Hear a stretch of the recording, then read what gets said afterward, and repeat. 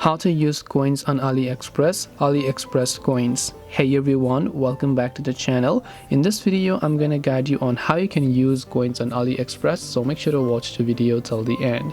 So if you open up AliExpress app and if you look at the very top, you'll find an option where it says coins, and here you might have collected a certain amount of coins, so you just tap the collect option due to different login bonuses here, and then once you have done that, you happen to collect a number of points that is worth some amount of dollars. So in my case I have got 78 coins that is worth this amount of dollars. As you would be able to find it, 78 coins is worth 0.78 amount of dollars.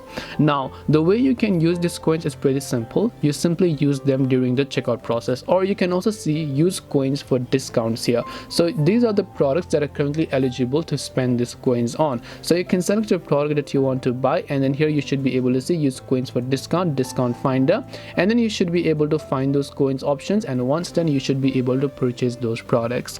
And that's all it takes to use coins on AliExpress. Hope this video was very helpful. If you have got any questions, feel free to also leave them down in the comment section.